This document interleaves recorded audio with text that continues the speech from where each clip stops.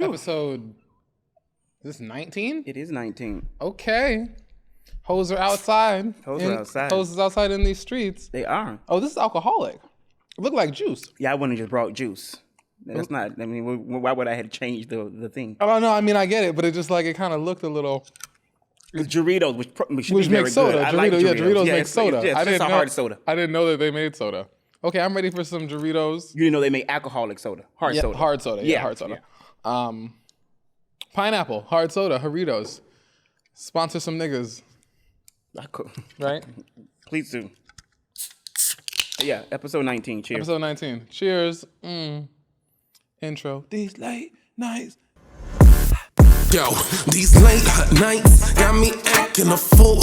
I stepped in on my boom, like in the way that I move. I ain't playing around with fools. Got me acting. Okay. Oh, I like this one. Let's go. Oh, that's pretty good. Oh, that's good. It's better than what's that one that white people like? What's the soda? The hard soda. That white people like? Yeah, White Claw. That's not a hard soda. That's a hard seltzer. Get that away from me, Jesus. But hard seltzer doesn't have really any sugar in it. That's why I don't like it. Get that away from me, I Jesus. was like, this definitely has like sugar in it. This tastes like a Jarritos soda. Right. Yes. How you doing? I'm doing pretty good. Good. Spring is here. Spring is here. It is here. It is nice. Like I was thinking that today. I was like, it's not like particularly like warm exactly, but it's like nice. The sun is out. The warm is coming. You can feel that we won't have a hot summer. Yeah, I'm ready. I'm ready to be like a thoughty hot summer. Oh. I was choosing today the drop date and the artwork for Crop Top Summer. Come on, Crop. Okay. And what's Megan tour gonna be called? Not Thotty Hot Summer. What is it called? Probably Hot Girl Summer. Hot Girl Summer. That's it. Hot Girl Summer. Hot Girl Summer. Yeah, my album's called Crop Top Summer. Yeah. And actually, okay, so funny story. I've been working on this album for a couple years, and it just takes time to get stuff done. It does. And when I was first conceptualizing it, I was like, oh, Oko, like we had like just kind of become friends. And I was like, hey, like I think we should. I had been saying like we should do a podcast, and I was trying to come up with a through for the album, and I was like, me and Oko should have a conversation and just talk shit for like 20 minutes and see what happens in that upstairs lofty bedroom at the time. Refused usually to go up top of. Yeah, Oko had to climb up the ladder. It was the worst thing ever. Oko had to climb up the ladder to the top of my loft. So always had to be guided down. So we could sit and record. There was never a visit where you did not have to guide me down. Yeah, but it was so much fun, and like so I completely forgot about this like these interludes that we made. Right. And it really is the first time me and Oko are being recorded on two microphones. Yeah. And talking. And I knew then I had an idea, but I knew then I was like, this should work. I think this will be interesting. And 3 years later, I really like it, and it still works. And it's similar to this.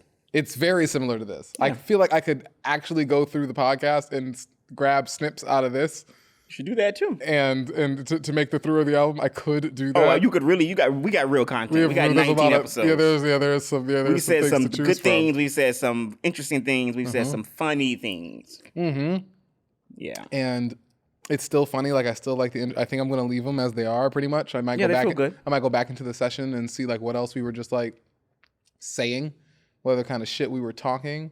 But it is a crop top summer. It is a crop top summer. Okay, bitches will be outside. Let's do a quick, before I do it, am I wrong? Let's do a quick little question. One Beyonce album has to go. One Beyonce album has to go. And I'm going to tell you what's the category, what's the things. A, Renaissance. I know what album is going. You said Renaissance? I actually think I took, unless you took out I rigged it because I know. Oh, yeah, I was going to say. A, Renaissance. Yeah. B, Dangerously in Love. Okay. C, Beyonce, self-titled. Or D, B-Day. Oh, see, he took out the ones I would have voted for. And so go. He took out the ones I would have voted for. I was not putting lemonade for you to get rid of lemonade. Because I was just going to snatch that right out the sky. Immediately that's what's going to happen. I would have snatched it right out the sky. So we said B-Day, Dangerously in Renaissance, Dangerously in Love, or Beyonce self-titled. Ooh. Kind of tough. For you, at least. That's really tough. Okay, so B-Day can't go anywhere. Yeah, That's like my guiding trend, star of Beyonce. Yeah, that's a huge album for you. Yeah, it's like B-Day cannot go anywhere. Renaissance can't go anywhere. No, Renaissance was a moment. Renaissance is like B-Day is if B-Day is 26, Renaissance is 40. True. And they are. Was she 26 when she did B-Day? Yeah. Oh wow. 25. 25. Yeah, 25 when B-Day came out. Okay. B-Day is 25, Renaissance is 40, and it feels like it. The first one or the other one is Beyonce or the self-titled. This is really hard.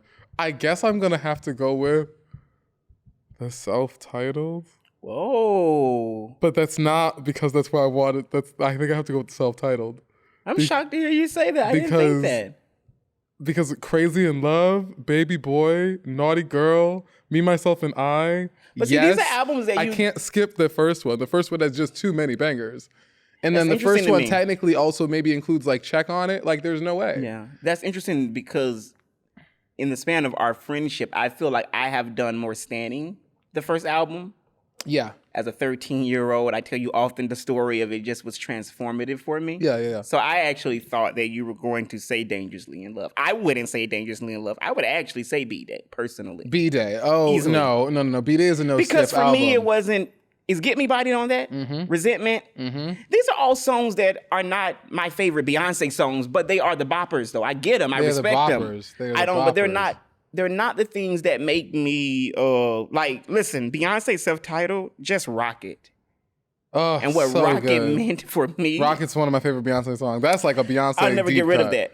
Even I quote Driver, roll up the partition, please. I don't want you seeing Beyonce on her knees.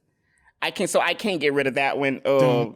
Renaissance was incredible because I was 32 years old when it came out, so it just felt. And we were saying before it came out, we had been in the house for 2 years. I had told you before that album came out that album was coming out and it was going to be the party album that we needed. And it really was that. Kudos to her. It really was that. Kudos to me, nigga. I was the one who called it. Okay, and Beyonce. Thank you. Fuck. But yeah, B-Day for me. Dangerously in Love is not going anywhere. I took Lemonade off, and I feel like you would say I am. What is it? I Am Sasha Fierce. I felt like he's gonna get rid of that if I put that up there. I mean, that's a good one too. Though that one not also my favorite. Not my favorite, but has really good like songs. What are some? Diva. Please tell me not. It's Halo on it. Yeah. Out of it. Diva. Get that shit out of here. Diva. Ego. I do like Diva. Single Ladies. Ego. I do like Ego. Ego's good. Diva's good. Sweet Dreams. What is Sugar Mama? That's B-Day. Okay. Yeah. What is If I Was a Boy on?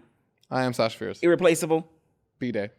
Oh, I see. I feel like in my mind, Irreplaceable is on that album too. No. Wow. Yeah, no, B-Day. Yeah, I love Diva now. That's a good one. That's that's on the Beyonce Essential playlist. It is. Diva is that was good. That was a good one. I guess it would be Beyonce the self-titled because of that. While there are songs on that one that I really do like, it's kind of like it's not all of them. We're going to revisit this conversation in 2 months, and we're going to add the album coming up, and we'll see. Cowboy Carter. We'll see. All right, am I wrong quickly before we go to, because I want to go to Beyonce, but I want to do this. This is a spicy am I wrong. Okay, I'm ready. Boy, I can't even say the heading. I'm just going to read it. What's the heading? Because it's going to give it away. No. Okay. Got to say it at the end. Yeah. Okay. My wife passed away in a horrific car accident 8 months ago, leaving myself and our 3-year-old daughter behind. I was far too depressed to do anything, much less care for my daughter properly. So my sister-in-law, her twin sister, essentially moved in to help. Oh, no. While sobbing about my wife's death together, one thing led to another, and we ended up having sex. Oh, no. After the first time, we both felt nauseated with guilt, but soon came to realize that it was helping us both cope. My God. Oh, no. She's so much like my wife. When I'm with her, I'm able to kind of forget what happened. It's temporary relief, but relief nonetheless. Oh, fuck. She grew to believe that she was doing a good thing by helping me cope and be a better father to my daughter. That's woman logic. This is a man. No, but that's woman logic. Okay.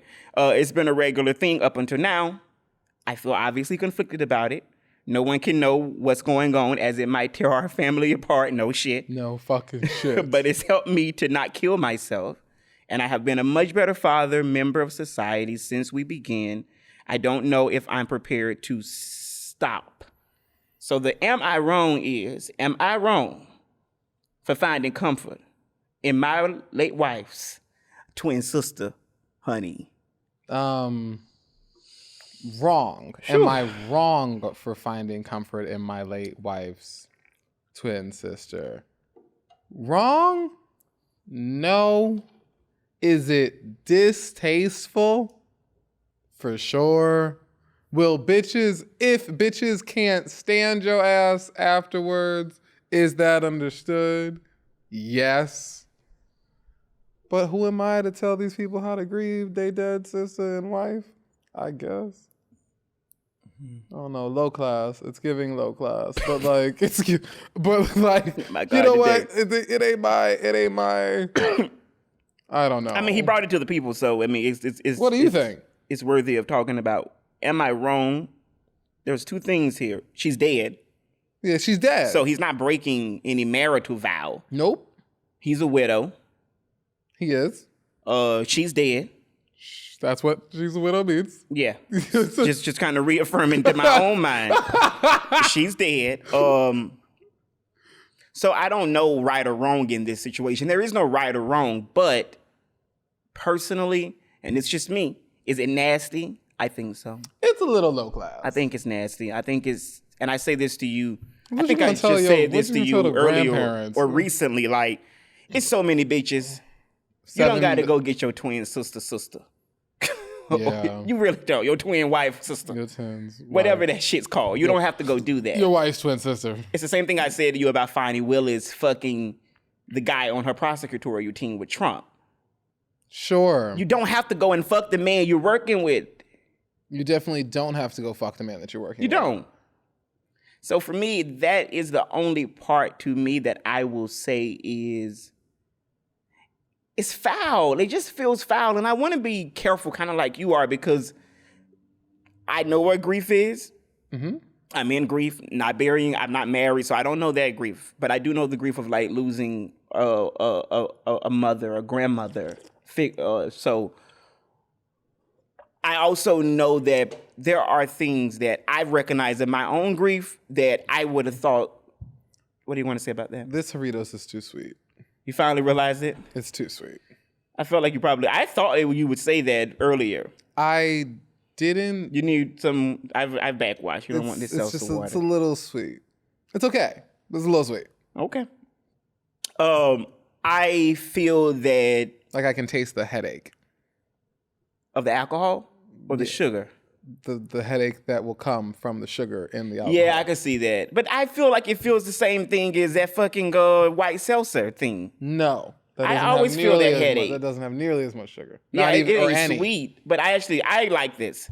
To put a pin on this, I feel that it is, I understand that grief is interesting and it will have you do things. Sure. It hasn't personally had me.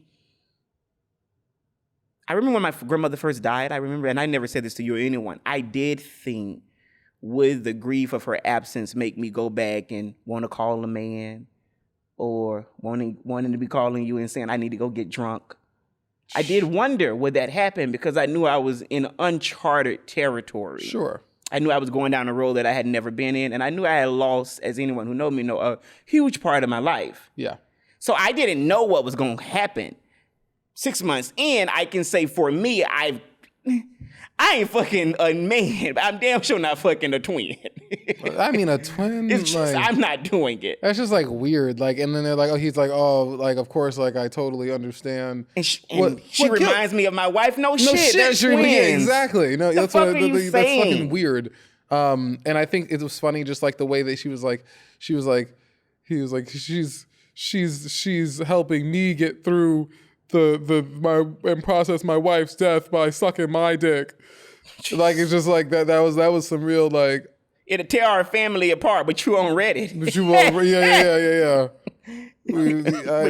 This is a little. Yeah. You on Reddit, honey? A little questionable. All right, what do you have? Not that much, so you go. Okay, let's go on. Yeah, you keep it I'll come up with something. Perfect. This, I think you're going to enjoy this conversation. Okay. So I was on CNBC earlier today doing research, and an article popped up that said the salary a single person needs to live comfortably in the 25 major U.S. cities. Let me guess. First, guess what is the median income that they say that a single person would need to live comfortably? In the 25 major cities? Yeah. Probably the like median 71. Income. According to them, the median income is, when they total all of them, it is $93,000. The median income. To live comfortably. Okay. Yeah. To live comfortably, it's $93,000. That's depressing. Yeah, that's a lot. Based on analysis. And then it showed a list of the single income a person would need to live comfortably in the 25 U.S. cities with the highest cost of living. Because I know you like games like this. Tell me, what do you think is the number one? What's the city with the highest cost of living in this country? Probably LA. Mm-mm. Yeah, if it's not LA or New York, it's like, is it New York? It is New York? See, I don't think it's New York. Having lived in LA and New York, and spending a lot of time still with a lot of people in New York, like New York, I think has higher. I think in New York the rent can get really steep. It can go up very high, higher than it usually might in like a rental scenario in LA, but the overall rent in New York, I think, is a little bit cheaper. But this is the highest. This is like the highest cost of living, not just rent, living. Yeah, but I think, gas is more expensive here in LA. Groceries are more expensive here in LA. All that's more expensive here. Yeah, see, they're saying that New York is the city that is that costs the most to live, and to live comfortably in New York, they're saying that a person would need to make $138,000 a year to live comfortably in New York. And how much did you need to live comfortably in Los Angeles? What do you, out of 25? Where do you think our LA fall? LA can't be out of the top 4, so it's probably number 3. You're wrong. What is it? Number 17. Bullshit. Well, tell it to CNBC. I'll send you the article. That's bull. That is some bull ass shit. It is so expensive to live up here. Where the fuck costs more to live than here? Maybe Honolulu. I'll read you the list. Maybe San Francisco. But that's true too. But that's true too when you said Honolulu. Both of them are above LA. But yeah, LA is number 17, and they're saying that to live comfortably in this city, you should be making like $110,000 a year. I mean, that's true. That's fair. That's pretty true. Yeah. That is true. Yeah. But like that is true. But what are the cities between? So I thought all of this was interesting, and they broke down, I'll read that next. They broke down like how they did this research. Number 2 is San Jose, California, as the second highest city cost-wise. And the median there that you would need is $136,000. Where is San Jose? California. Where, though? Do you know the way to San Jose? I'm quoting Dionne Warwick a song. Is it like in the South? No, I think that's up there near like wine country or up there like Northern California. Okay. Yeah, like San Jose. Like I believe that's Francisco? up. Yeah, that's up. Okay. And some of these shocked me too. I didn't even know that. Number 3 is Irvine, California. Oh, I guess it doesn't surprise me if they're all in California. I'm like, it's expensive as fuck to live here. Right. It's a very expensive Number 4 place to live. is Santa Ana, California. Yeah. Number 5 is Boston. Number 6 is San Diego. Number 7 is Chula Vista, California. I don't know where that is, Jesus. I remember, but Boston's pretty expensive. I bet. I've never been. Have no desire. Number 8. Boston's pretty nice. Number 8 is... it's like fit white people. Number 8 is San Francisco. Number 9 is Seattle. I don't believe it costs more to live in Boston than it does in San Francisco. I don't believe that either. I don't know. I don't know because I can't speak to that, but I do know that because it's a lot of people here that go between LA and San Francisco. That bitch is expensive. I know San Francisco is expensive. Yeah. I've heard that San Francisco is more expensive than LA. I've heard that a few times. Number 9 is Seattle. Number 10 is Oakland. I believe that. I've had some people in Oakland. That's true because it's that tech company. It's just like out here. It's like out here. Like you cannot get a 1-bedroom in Los Angeles For less than $1,500 a month. Number 23 was Raleigh, North Carolina. I mentioned it because that's where my mom and sister live. That's a cheap place to live. No, it's in the top 25 as the most expensive. And they say you would need $102,000 to live there comfortably. In Raleigh? In Raleigh. No one in Raleigh makes that much money. I don't know. And number 21 I thought was interesting because I feel like most of these bitches in this city are making more than that, probably Atlanta. People do very well in Atlanta. Some of them make some bank. I mean, I get that these are the 25 most expensive cities to live in. I get that. But like Atlanta is what number? Number 21. And how much money they say you need to live in Atlanta? They say you need $107,000. And you need $110,000 to live in LA? Yeah. That's some bull ass shit. Now everybody already, Atlanta and LA do not cost the same fucking thing. They don't even cost kind of the same thing. That's what made me wonder. They don't even cost kind of the same thing. They're not even remotely. I've never even, because there's a lot of people that go back and forth. I've never heard anyone. I have heard that Atlanta is getting expensive from people who've lived there for a while. But I've never heard that it was on par with like Los Angeles. It's not even close to on par with Which is what LA. makes me think how much are you getting comfortably in Atlanta with $107,000 making that? Like, that could be fucking the Housewives of Atlanta. That made me actually go look at Nene Leakes them different. Like, are these bitches just making that? Are these bitches broke? Are these bitches broke? Because realistically, it is not even. You can go buy a house in Buckhead, a big house for $400,000. That is done. Yeah. $400,000 in Los Angeles will get you a motherfucking shack in Watts. And not even like, that. Like, are you fucking shitting me? I mean, $400,000 is not buying you shit in LA. And it ain't even gonna pretend like this is gonna buy you shit in LA. Don't even go look it. You might be able to look at a condo. Maybe. No, nigga. That's funny. Like, maybe you and your boo could go maybe find you a condo. Okay, so this is what they're saying. They're saying comfortable is defined as the income needed to cover a 50-30-20 budget, which assumes 50% of your monthly income can pay for necessities like housing and utility costs, 30% can cover discretionary spending, and 20% can be set aside for savings or investments. The niggas I know in Atlanta are paying $1,200 a month for a 2-bedroom house with a backyard. Smart Asset. That's funny. Smart Asset, who did this polls, extrapolated the income needed for a 50-30-20 budget based on the cost of necessities using data from the MIT living wage calculator. Oh no, this whole map is fucked up because there is no shot that it costs $110,000 to live in LA and $107,000 to live in Atlanta. That is impossible. The lowest one, the number that, and this is shit, I've said this before because it made me think of one of our friends who recently visited there, but the cheapest one was Houston. Yeah. And they say that a single person just needs to earn about $75,000 to live comfortably in Houston. Funny enough, Adrian, when they left here on their way back before she had her baby, she went through Houston and it was their favorite town. Oh, Houston's great because cheap. Beautiful big niggas, cheap and good food. Cheap, yeah, like big city, clean. So it did make me sit here and wonder, like, I'd be damned if I'm gonna be paying to live in no Cholo Vista, wherever the fuck that is. And overpass Atlanta. What's the place called? Houston? That doesn't make sense. Just the math.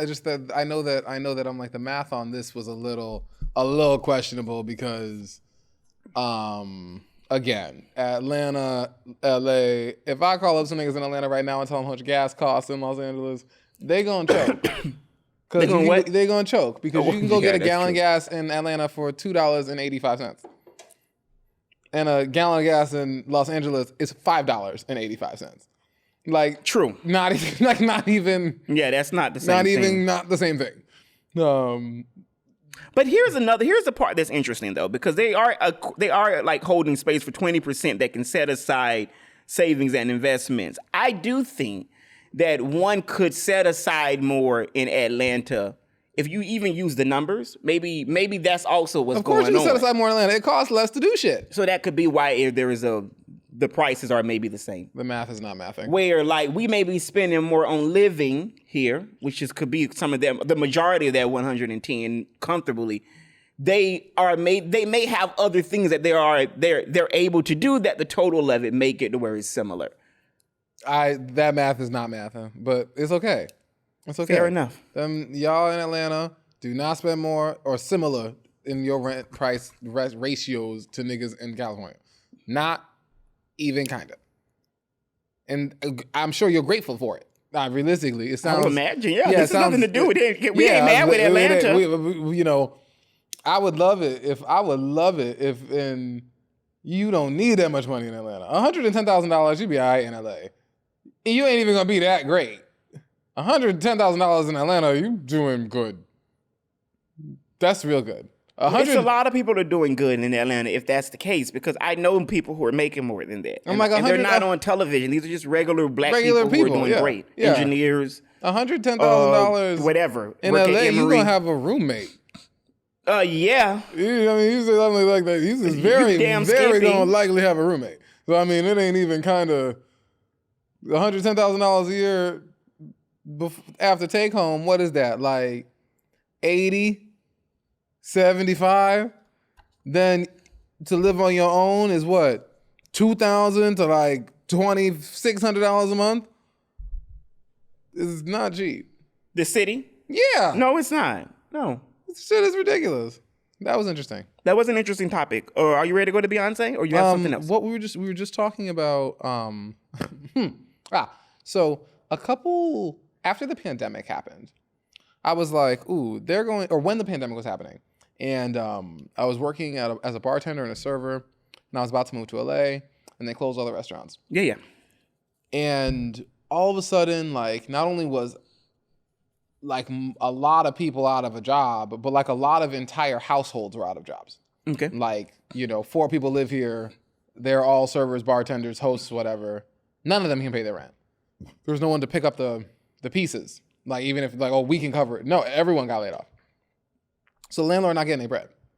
So like, and I was like, and I knew that this was I knew a bunch of people that were like this, and there was a lot of houses that were set up like this. And I was like, they're gonna have to start giving people money. Mm-hmm. And people thought I was crazy. And I was like, no, they're definitely gonna have to start giving people money, because everything's gonna fall apart if they don't start to give people money. This will all fall apart. They just, like 30% of people working in food service. Right. Like, you can't have 30% of people that's not gonna work. That's the whole entire system is gonna come crashing down. You don't need nearly that much of the system to come crashing down for it to come crashing down. It's probably like more than 8%. And it sends the whole thing spiraling. So when AI started making its very like severe gains last year in like ability and intelligence, I was like, they're gonna have to start paying people to stay at home. Because this is coming for everyone's job. And it's like, and I was thinking about, because the big thing for AI at the time, prior to 2023, was like automation, and automation was coming for like blue collar jobs, right? People manufacturers, car people, people who like blue collar guys who drive trucks and shipping and pilots and all of these things, right? But then it took this turn to coming for like white collar jobs. Now it's coming for lawyers. Now it's coming for teachers. Now it's coming for doctors. It's coming for artists. Tyler Perry said that's the reason that he stopped some of the expansion of his studios, was because he says that he's already realized that it has stopped a lot of his jobs, like people-wise. Yeah. You don't need as many people. Yeah. Don't need nearly as many people. You may not need the buildings or whatever. Yeah. And so AI has been, and that's like a 2024 thing. But like when ChatGPT came out last year, I remember, and all of a sudden it's writing papers, it's doing this, it's grammar checking, it's doing all these things. Proofreaders going away. Yeah, these hoes ain't wrote papers editors, in a year and a half. Editors are going away. Yeah. Like it's coming for a lot of jobs that were considered to be like safe jobs. It's coming for white men's jobs, educated white men's jobs. AI currently. And I'm pretty sure that we're headed towards like a universal income. And I've been thinking this for the last like year. I was like, oh, they're just gonna have to start paying people, because all these jobs is gonna go away. Right. And ain't nobody gonna spend no money. Right. And a couple days ago, Elon Musk came out and said the same thing. He was like, some basic average, some universal income is coming around that, and he said it will be like the great, like almost like leverager. Mm-hmm. And I think he's kind of right. Mm-hmm. I've been thinking this for more than a year at this point, but like, I think it's like, I imagine that soon it'll be like everyone over the age of like 20, over 18 is just makes like $50,000 a year, just like given to you, so that you can go get a job and contribute to society to have more money if you want to. Right. Or you can go be a titan and build a thing to do more if you want to. But there's going to have to be an ability for people to pay rent and have money to keep these systems moving. Because if people can't pay the rent, if it's coming for everybody's job, all these jobs are going away. People still have bills to pay. People still want to buy stuff. People still want to make stuff. Stuff still needs to. Money still has to flow in and out of this system. The trade of goods, whatever it is. And I think we're moving towards a universal income. And is that a good thing? Yeah, probably. Because it'll lift a lot of people out of poverty. Just kind of like that $300 tax credit they were doing for the kids. Right. And it was just lifting a bunch of kids out of poverty because now per kid, everyone was getting $300 a month. So now you didn't really have kids it lifted a lot of people out of poverty. But what happens to the people that are at the top? What do they do? They don't qualify. But how do they make money? I mean, if AI is a threat to their jobs. AI isn't a threat to everyone's job. But just some of those people that you mentioned, those white people, what happens to them? I understand lifting up the bottom, but I also know we live in a capitalistic, racist country. We do. So I wonder, it made me think when you said that, what happens to the group of people who are without a job but have been fucking told that they should always be up here? What happens to them? Well, probably a little bit of column A, column B, where you mean like people who are making like $250,000 a year. Right. Not the head. Not the head. No. But like someone who was doing okay. Yeah, who's lost their job because of such because and such. Of AI. Yes, yeah, because of AI. I imagine that they will likely, it'll be probably like a little column A, column B. They'll get the same $60,000 that everyone else is getting. Okay. But then they'll also probably be able to use the background that they already have. Mm-hmm. The upper leg that they already have in this system to maintain it. And that is what it is to be privileged and white and male in this society. Yeah, I'm sure they'll. I didn't pose that as a woe for them because I know that they will make a way out of no way. That's what white supremacy allows white people to do. Mm-hmm. My point was that I think that it gave me like a little tingle because I do believe that this country, they'll burn shit down before they lift up the poor and destabilize those in the middle or those on the way to the top. Well, yes and no, because the first ones to destabilize the country, the first people to go set some shit on fire in America is broke white people.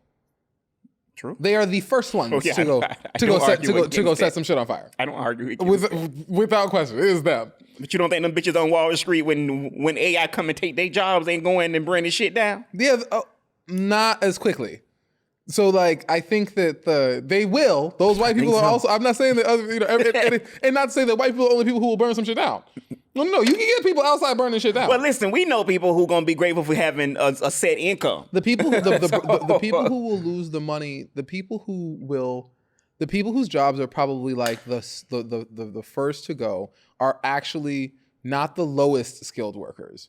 It's not them. It's gonna be people who like are like up a little bit. Okay. So like, because like lawyers are gonna go, but like assistants to lawyers, people who like deal with the public people, the front desk lady, she'll still have a job. Her boss might not, because the you know what I'm saying, like where the crunch is gonna come in is like it's coming in for like the guys who edit. AI video editors and AI, covered people who had an hourly wage that was okay, that was higher, and that's where it's gonna clamp down first. But the minute that broke white people start losing their jobs, it'll be clipped. But if the lawyer is gone, what the fuck is the receptionist going to be doing? Working for the robot.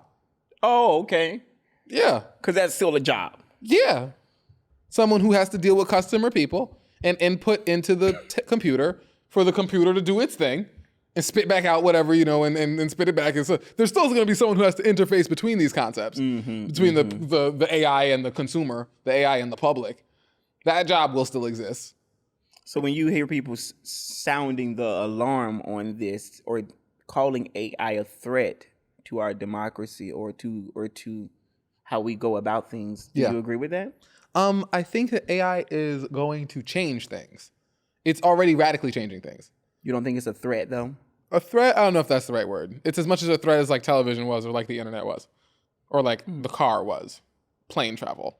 Game changing. Switches up everything that we know and how we move. I think the internet is a real good analogy of that. And it's just like, it could have been like the end of the world. We back before to think of like cars because they've been around for a long time now. But I do think that I can remember when the internet was like, or even just like the cell phone becoming like the pop, like just like the in-hand phone and like, these like very powerful personal computers. There's new inventions come along all the time and they'll radically change stuff. AI is going to radically change stuff and we will watch it happen. Life will be very, very different over the next like 10 years.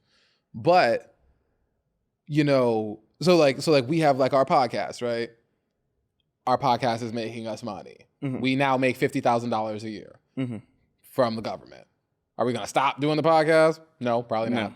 And, are some people going to stop working? Yeah. But is everyone?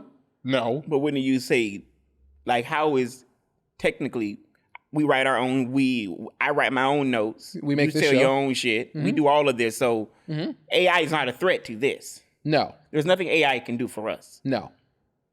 And there's a bunch of jobs. And maybe once we get bigger, we may change that statement. And maybe and I'm sure there's some ways that AI could help us. Yeah, because like when you have like big podcasts like Joe Rogan and Charlemagne and all those people, they do have people who are doing shit for them that AI could come in and help them with. Sure. We're doing all this shit. So yes, AI can come in. They ain't doing, I mean, we have yet to, even you writing the synopsis, you do that. I do that. So there is nothing that we have put in yet that we've used a GPT. What is it called? GPT chat? Chat GPT? Yeah, I don't do that. This is all niggery, people. I think I've had ChatGPT edit some. I think I've had it edit some of those intros. Oh wow, good for you. I don't know. Yeah, I've had it. I ain't never done it. I've never had it really write one because it can't write like we speak. Yeah, you cannot. Yeah, it doesn't work like that. That's why I wouldn't even. Like, I intentionally do not, like, type out our notes because I like to be able to, like, read them how I want to say them to you. Even when, like, I have thrown, like, the synopsis per episode into ChatGPT, usually I can't use it because it deflavors it. It, like, sanitizes it, kind of. Yeah. Into something more, I guess, grammatically correct. Yeah. Kind of. Whiter. Mm-hmm. But like, I think that AI will be a cool thing. Like I said, $50,000 a year, $45,000 a year isn't gonna make anyone rich. No. It's not but it will give you will be able to buy a couple loaf of bread. You'll be able to pay your rent. Excuse me, people. They're like burping in the show. You'll be able to go so nasty. You'll be able to go to the thrift market, the thrift shop, take a vacation, do a little thing, pay for a wedding, whatever the fuck, all this stuff that people can't do. 99-cent store in Dollar Tree. That part. Which I read today that the Dollar Tree they're closing 1,000 locations. They better not close the one down for me in Boyle Heights. I don't go to Dollar Trees. I bought our Christmas decorations from Dollar Tree. Those were cute. Hello. Those were cute. And gave them to you after because I'm a Scrooge. I got them. They're still I said take them home. Yeah, I still got them. I don't have Christmas. Yeah. All right. So 2 topics I really want to talk about, but I want you to pick out. We're going to go in the order. Okay. Oprah, Ozempic, or Beyonce? Which is first? Oprah, Ozempic. First? Yeah. All right. Let's go at it. So Oprah premiered a special on ABC Primetime on Monday. Okay. Called Shame, Blame, and the Weight Loss Revolution. Sure. And Oprah gonna get her bag. She gonna get her bag. Oprah gonna get her bag. She gonna get her bag. So what's good? Oh no. On ABC at that. Oh, okay. She left her own. Oprah said, "You pull 800,000 bitches. You can't. I need the millions. I need a check to keep you 800,000 Call bitches. ABC. I've made this network for 25 years. Millions. You know she got ABC on the line. I want a primetime special. Heard. They are indebted to Oprah. She brought them networks a lot of money. Mm-hmm. So she called them and said, I'm losing weight. My waistline is shrinking by the day. You want the special or am I calling Netflix? Do you want the special? I will call HBO. She has not yet named what medication she's using. I want to stop there. Wegovy. Or Ozempic. I'm putting my bid in. Or Moderna. Yeah, whatever, Moderna or something, whatever it's called. Was Moderna one of the COVID ones? That was a COVID. I think that was a COVID thing. Yeah, one of the shots. I think it's Moderna or something like that. It's something with an M. With an M, yeah. She has not yet named which one. My question is, why do you think she haven't named? Why is she not naming? Because Oprah not about to give you all this free fucking money and press. Oprah says Ozempic stock price goes up. Oprah not doing that till Oprah owns some Ozempic. Then I'm sure she'll say, "Oh, I'm on Ozempic." I felt like it was whatever's going on. Oprah is in the like she's finalizing which one she's gonna like brand because the bitch like to brand stuff. She do. That's her thing. Weight Watchers, the Oprah bookstore. Own. Yeah, yeah, that was her network though. Man. So, we should open a bookstore so we can get rich. Because remember when Amazon was a bookstore? You remember when Amazon's biggest product was the Kindle? I do. She said also, so in this special, she let it be known that she, along with other things, is taking the medication, whichever one, as maintenance. I was having a conversation with one of our friends yesterday, and I found that to be a little strange. Just like, Oprah, you're getting smaller every time we see you. Did you see Christina Aguilera? I did. That's not maintenance. You're taking it like you fucking eat. Like, Oprah's taking, allegedly, because if Oprah see this, because I don't want Oprah to see me dogging her out. Oprah, so we're not dogging you out. No, I'll dog any of these other O's out, but I'm not going to dog Oprah in her weight. You came from Michelle Obama. I did do that. But I think Michelle has got a sense of... Well, I actually think Oprah's funny, too. I hear she's funny. I hear she's actually very funny. I've heard people say that. So the special, she had doctors on, but what was interesting was that the doctor that she had on was a doctor. She did not have any doctors that was anti the medication. Of course not. She said, you come to the show. Mm-hmm. Let's talk. She might have. Sell this. We're gonna edit it out. I think it's interesting that she's calling it a weight loss revolution. Oprah's got Oprah's endorsement is coming. And just to add a little levity to the conversation, because I like when we have audio, I want you to listen to this because she was on Jimmy Kimmel promoting it, and I think in her very good Oprah way, Oprah was on Jimmy Kimmel promoting it, and I think in her very good Oprah. Oh, I thought it was Fallon. I was like, really? I think in her very good Oprah way, she she's explaining obesity and why she pretty much had to take or get some help. Watch this. Play that. I won't say what I was going to say. No. I won't.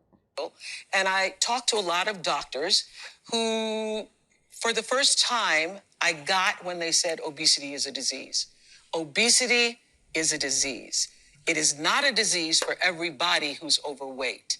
It is a disease if you carry the gene or the propensity for the adipose gene, which is the fat gene. So not everybody who overdrinks is an alcoholic. But if you have the gene for it, you develop alcoholism.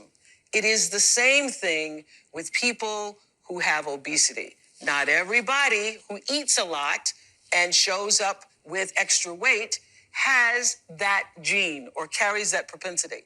But because it's a big spectrum, it's a spectrum, just like everything is a spectrum. But if you do carry it, you will always put the weight back on.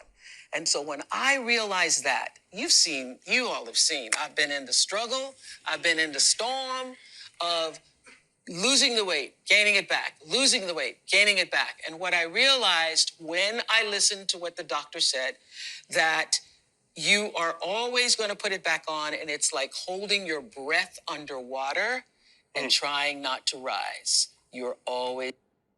Okay. Right. First things first. Yeah. Oprah looked good. Oprah looks great. Oprah looks great. She looks great. Those billions of dollars are working. Yeah. Okay. 2. Trying to think about how I feel about that. Do you agree? I don't.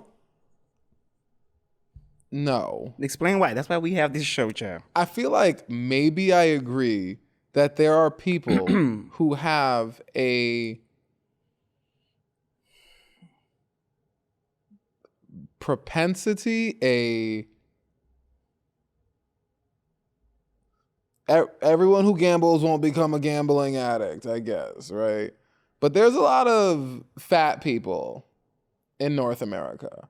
An abnormal amount of fat people versus like other places. When you travel to other places, you'll like, I don't know about you, but every time I go somewhere that's far away, I'm like, oh, now I'm not the rail skinny one. It's not just me.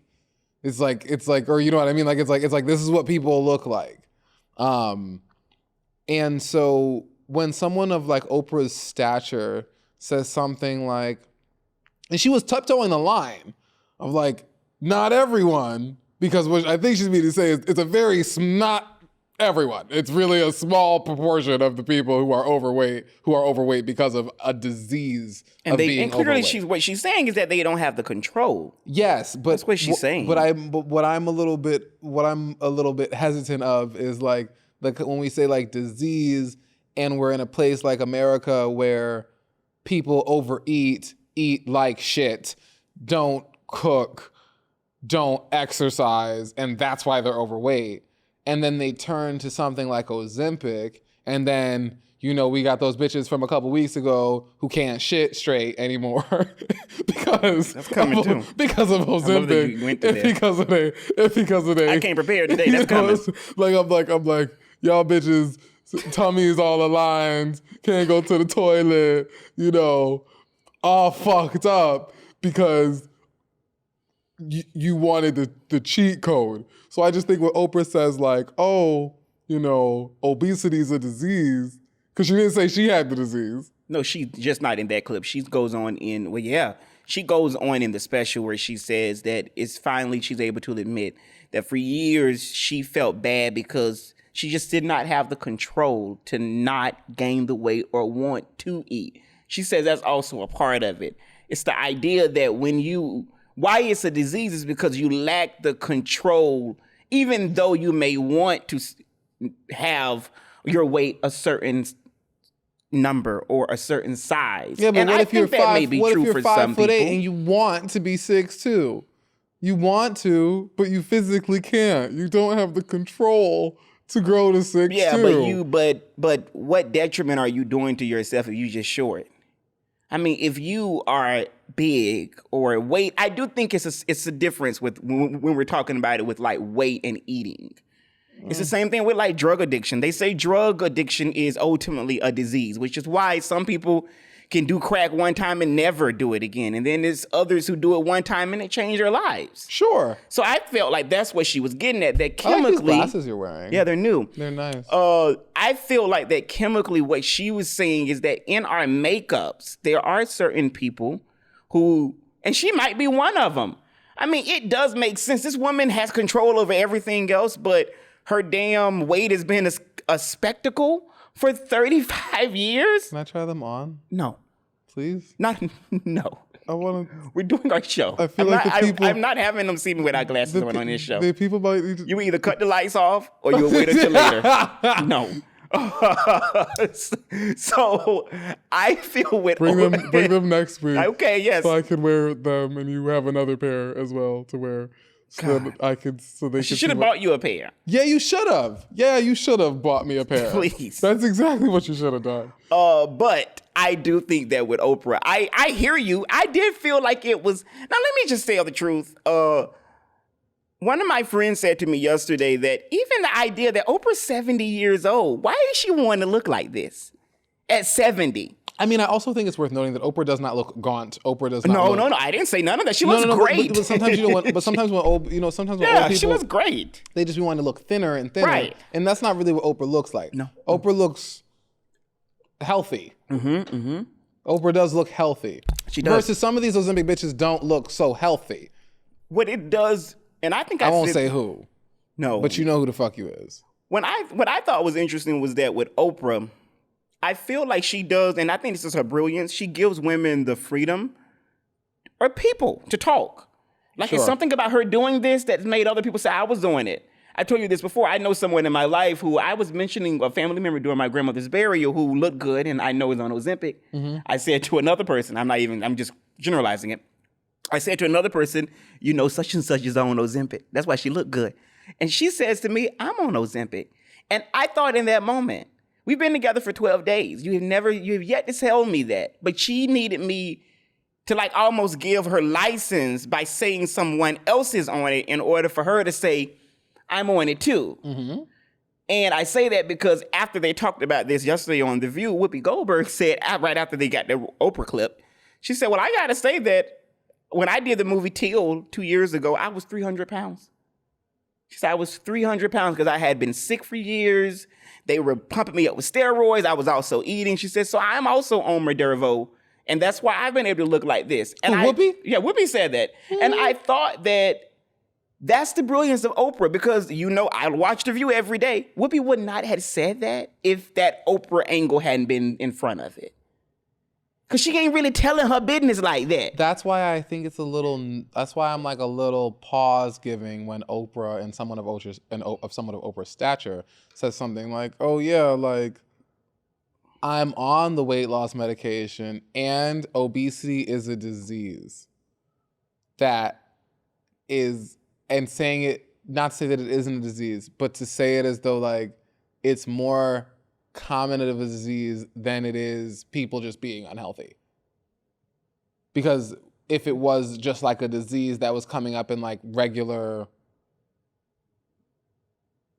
day-to-day of like the globe would be fatter, not the US, which is fatter. North America, which is fatter, because Mexico's fat as hell too. Yeah. The U.S. is too, but it's like a North American thing. I don't know what I thought of something then. But you know what?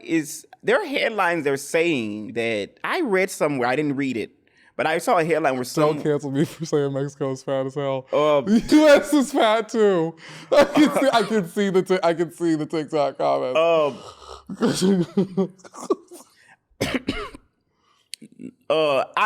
What am I saying? I will say that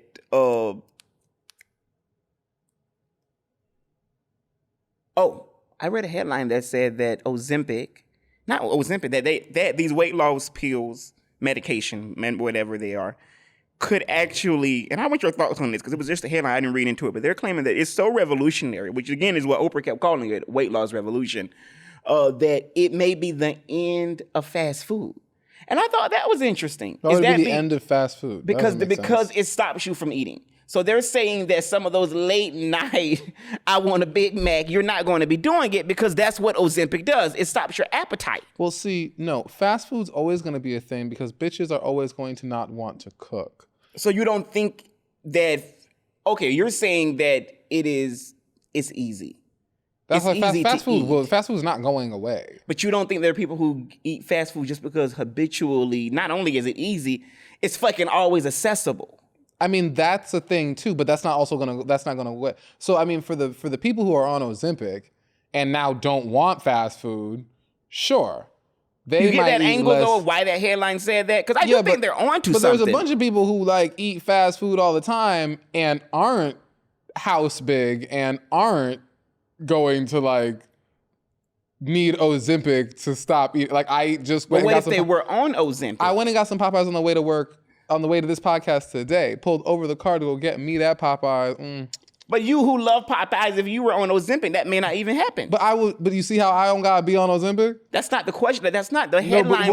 It could stop fast food. That Ozempic could stop fast food. No, not just Ozempic. Weight loss medication. Sure, yeah. But there's always gonna be people like me who don't need weight loss medication and still want fast food. So yeah, what you're saying is that it doesn't outweigh the people that are not going to be on the weight loss medication and like to eat fast food. Yeah, there's a lot of people who have physical. There are a lot of people who do have self-control.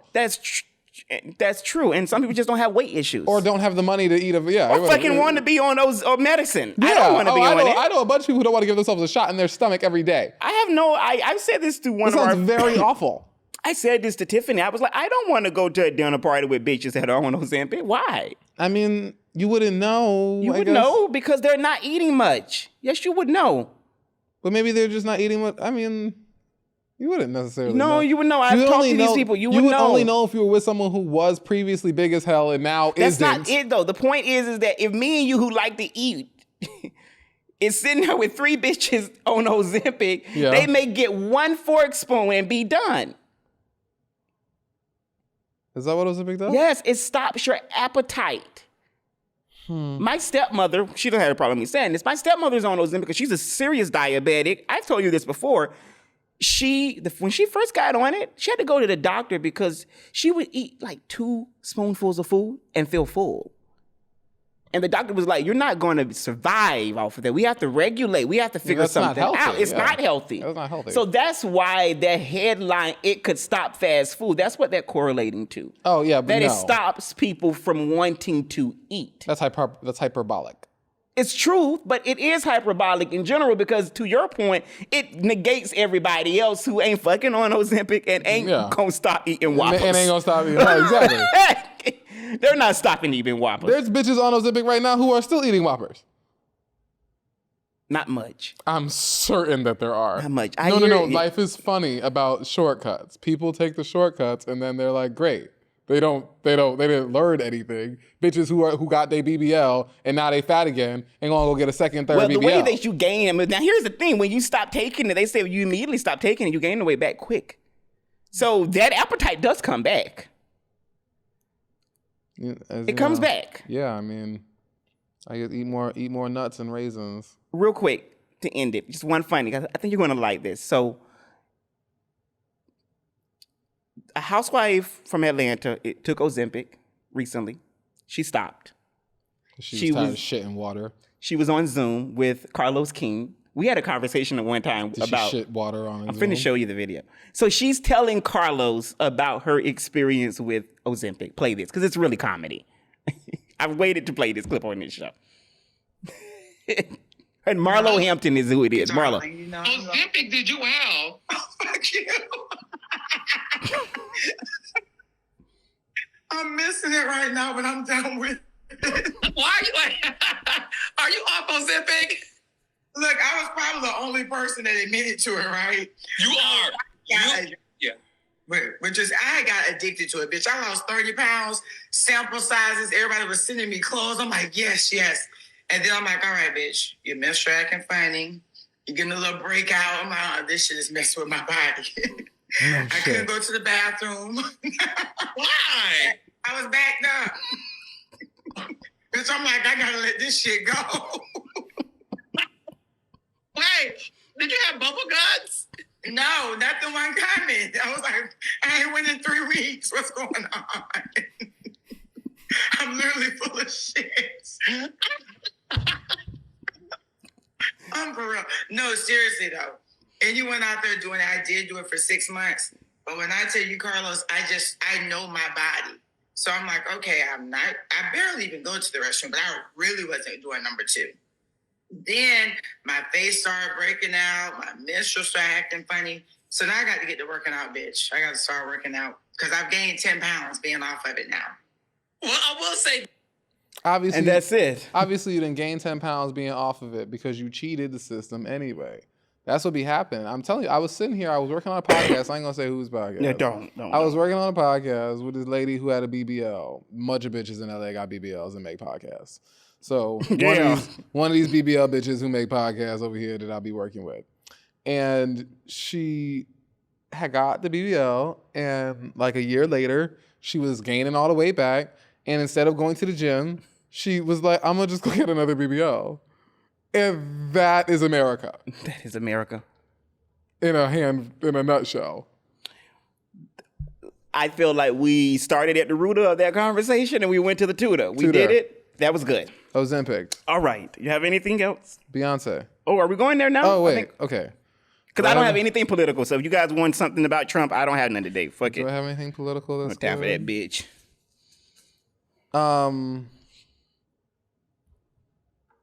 Did we talk about selling TikTok last week? Yes, we did. Yeah, we did. Okay. Yep. I'm like, did we talk about something? What are we doing? Oh my gosh. Okay, I do have one thing. Yeah. Okay.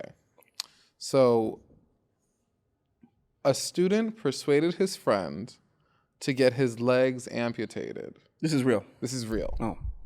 For a $1.3 million insurance scheme. And not only did the kid do it, insurance only gave them $7,200. And now, dumb bitch. And now he gotta pay the $7,200 back. They should beat him with them legs. Do they keep him? They should beat him with them legs. Well, I don't know. He was 23. Where do they throw him at when they take him off? Well, so he is that a thing? They probably just like throw him away. Beat his ass with him. Or give him to a dog or something, like a chew toy. Corey. What? No. Like a chew toy. Do not do that. Finish what you're saying, because I don't want to go into this car. I do not. No. I feel like we were slipping into something the beef not jerky good. Okay. The student persuaded his friend to get his legs amputated for $1.3 million. Okay. They gave him $7,200. He put him in ice, like not ice. What's that ice that's like real different? The different ice, like the ice you can't drink.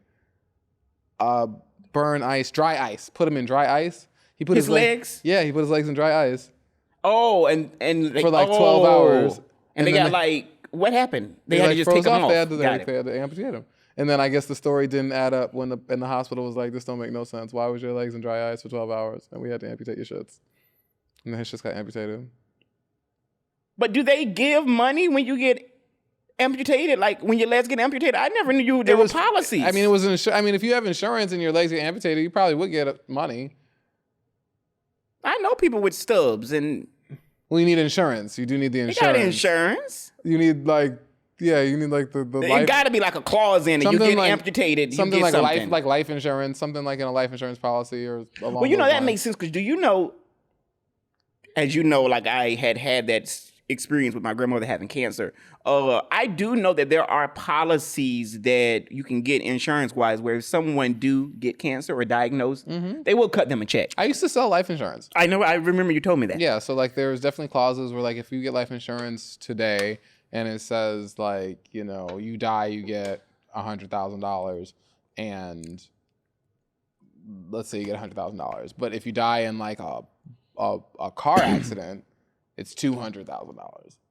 Or if you die in like a accident that was being like a car accident or but something that was driven by someone else, like a bus or train or plane, it's like $350,000 because the chances are low. But these are like good. These are like benefits of potential benefits. So they could be like, oh, if you get cancer or if something specific happens, there's different payouts and benefits for that. But why? What made them think it was going to be 100,000? You said right. 1.3 million. 1.3 million and got to 7,200. That's clearly a big difference. He must have had the insurance. He must have had the insurance plan and knew the because you would know. It would be like if you when you sign up for your insurance plan, it tells you like, oh, this happens, you owe this much deductible, and this is the payout if this happens. Right. You would know essentially. My Lord. Right. We went all over the place today. Right. And ending it with Giselle. Good old Giselle. All right. So Beyonce revealed that the name of her highly anticipated country album is called Cowboy Carter. Cowboy Carter. You like the cover? I keep thinking that the cover keeps changing. I don't think we know what the cover is. No. It's two now, but the main one is her with the American flag on the horse. Oh, that is her. That's her. Okay, but we didn't know if that was actually going to be the cover at first, and we still don't know if it is. They say that's it, but she did put out another version. They're claiming going to be like a limited one. I want the limited one, and you see why I want it because this is like this would be a limited version of it. That's hot. Yeah, that's hot. That's hot. Yeah, that's hot. I like that because that's sexy. I didn't have to, and you know, there's some controversy, but I didn't have to see Beyonce wailing the American flag personally. It just went in. Someone was saying that I was reading a thing that was talking about how the album might feature Mexican I would love that. Mexican like roots. I would love that because of the roots because of the part of cowboy culture that is both black and also Mexican. Yes. And both have been like erased. Of course. In like these, I feel like she's doing the caucasity. And that picture looks kind of Mexican, kind of. Right, with braids. That one you just showed me with the braids. Yeah, she got a little indigenous and look. the indigenous, that's what it looks like, yeah. Let me read a couple of excerpts in the caption that she put yesterday because she wrote a whole paragraph. She said, I feel honored to be the first black woman with the #1 single on Hot Country Songs chart. This album is 5 years in the making. It was out of an experience that I had years ago where I did not feel welcome, and it was very clear that I wasn't. They say she was talking about the CMA Awards. The CMA Awards. She went on. I remember that. Did you watch that? I remember that. The talk after. I didn't watch it. By the way, the Dixie Chicks are no longer called the Dixie Chicks. They're now called the Chicks. The Chicks. They say take Dixie out my name. Yeah, they've been the Chicks for a little. I didn't even know that. I remember when probably since then. Okay. Since like 2016. She went on to say Beyonce, but because of that experience, I did a deeper dive into the history of country music and studied our rich musical archive. I have a few surprises on the album and have collaborated with some brilliant artists who I respect.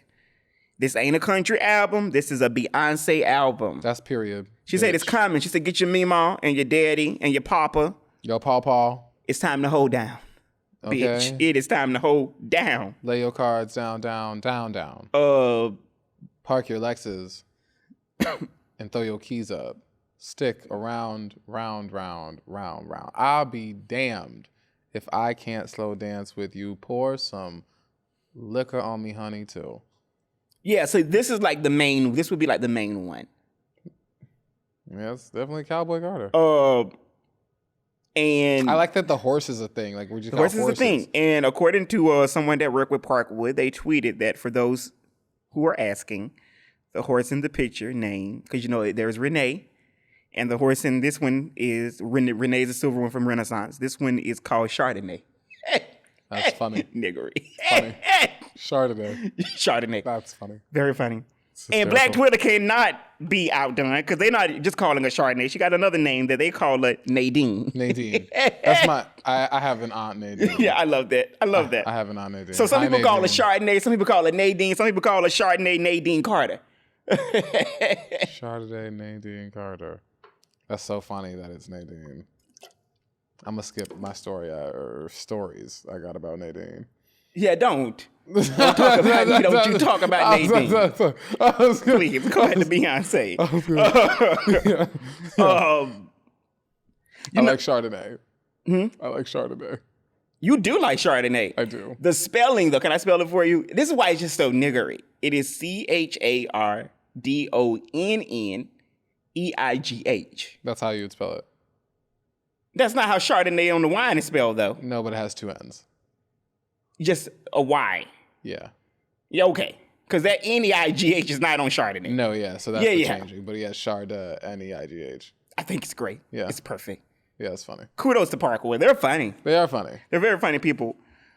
Someone was there at the CMAs in 2016, and this person said, he tweeted, he said, I was at the CMAs that night that it happened. I'll never forget when a woman in front of me yelled out during the performance, get that black bitch off the stage.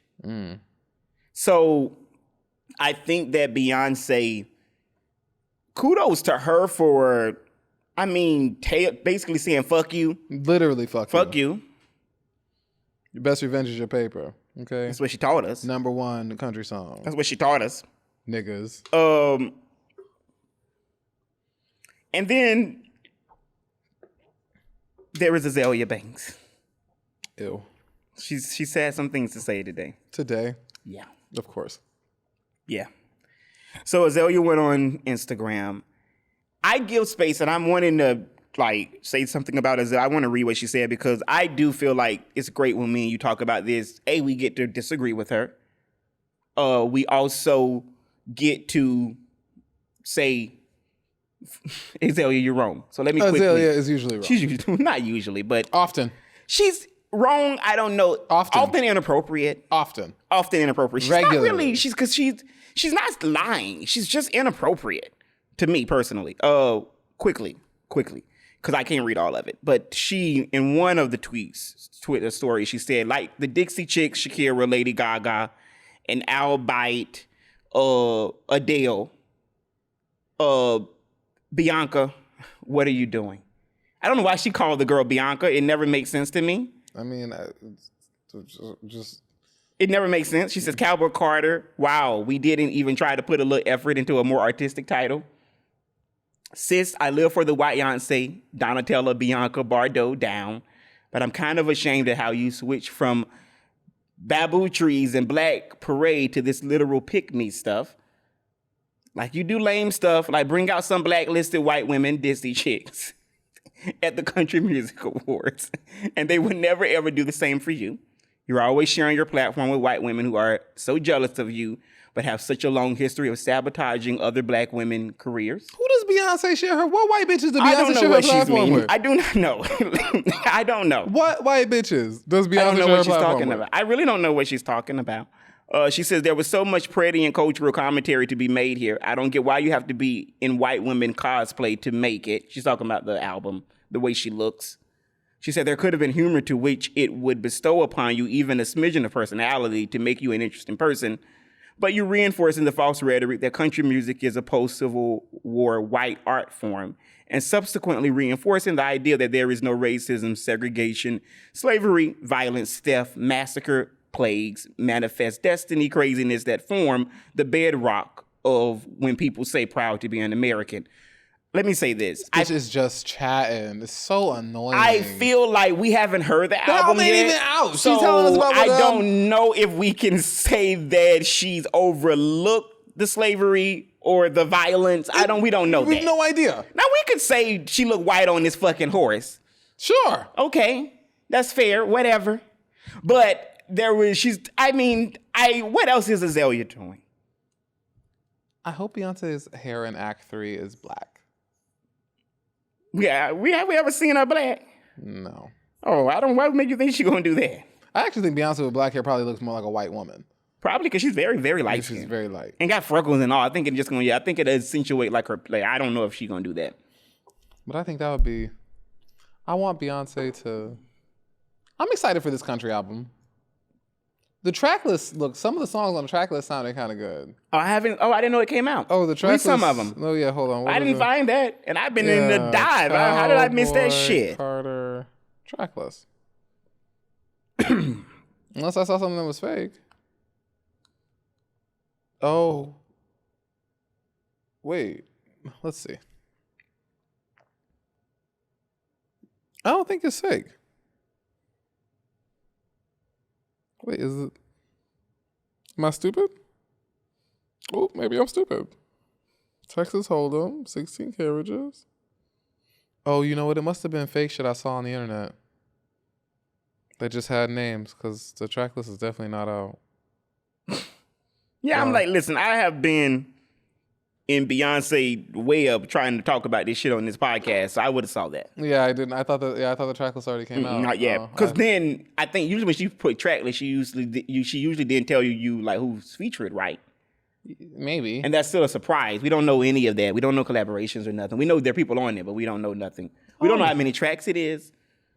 I wish it wasn't a country album, kind of, because I think I'd be more excited for a new Beyonce album if it wasn't country. So now you're saying are you not excited? I didn't say that, okay. But I'm saying that I'm usually really excited for a Beyonce album, and this one I'm not that excited for. I'm definitely excited to listen to it, and will listen to it. Yeah, you will. But like it comes out, I'm listening to it, but like immediately. But I am not like super excited for like it. Not really. So you don't think that by her saying that, when she said that this is not a country album, this is a Beyonce album, that didn't give you a little bit of like... That gives me some hope. It gave me some hope. That gives me some hope. Felt like she was saying, niggas, go buy my album. Well, I thought it was paired with this track list that I thought I had seen, and I was like, oh, it'll be... Because some of the tracks sounded ratchet. And I was like, I was ready for ratchet shit. I think that she's going to give the white people a jig. Church Girl sounds like a country song. You said that last week.